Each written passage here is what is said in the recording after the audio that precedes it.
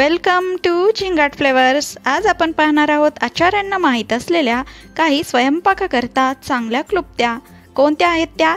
चला तर पाहूया। टिप नंबर 1, दही चांगले लागण्यासाठी कोमट दुधात दही घातल्यानंतर हिरव्या मिरचीचे 3 ते 4 देठ काढून टाकावे। दही घट्ट लागते। मिरचीच्या देठात एन्झाईम्स असतात जे दही घट्ट जमवण्यासाठी उपयुक्त असतात। टिप नंबर 2, डाळ मखनी म्हणजेच काळी अख्खी उडीद डाळ बनवताना डाळ कमीत कमी 7 ते 8 वेळा धुवून मग भिजत ठेवावी आणि भिजल्यावर परत धुवू नये, कारण डाळ मखनीमध्ये डाळीच्या छिलक्यांना महत्त्व आहे।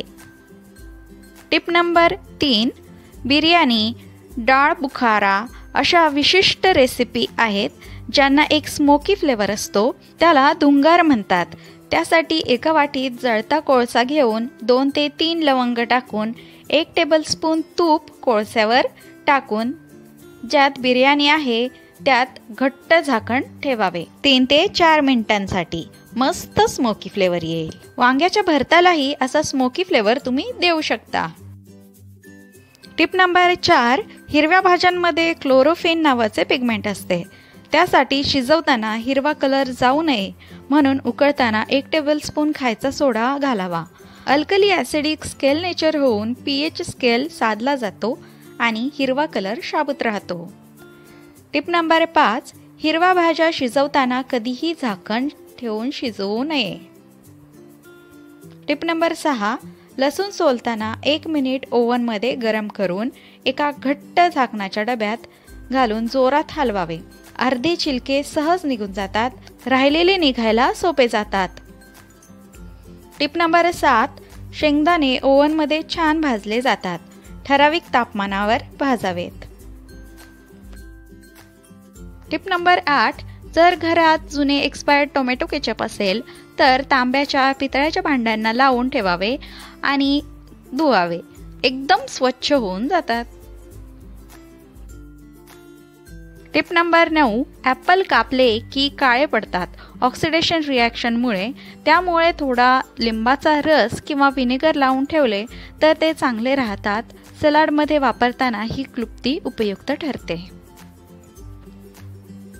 टिप नंबर 10, जैन जेवण बनवताना कांदा लसूण तर वापरता येत नाही। त्यासाठी जेवण चविष्ट बनवायचे असेल तर ओवा आणि हिंगेचा तडका द्यावा। Tip number 11, red bell pepper म्हणजेच लाल ढोबळी मिरचीचे सूप बनवताना अख्ख्या मिरचीला थोडे तेल लावून डायरेक्ट गॅसवर भाजावे आणि लगेच प्लास्टिक रॅपमध्ये घट्ट लपेटून ठेवावे। थोड्या वेळाने पाण्याखाली धुवून काढावी, सर्व स्किन निघून जाते। टिप नंबर 12, तळण तळल्यानंतर जर तेल काळे झाले असेल तर त्यात थोडे शिजवलेले भाताचे दाणे गरम तेलात घालावेत आणि सगळे बारीक कण ते भाताला चिटकून येतात आणि तेल स्वच्छ होते।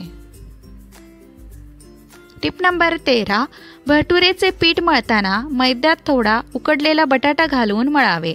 भटुरे मस्त फुलतात आणि सॉफ्ट राहतात।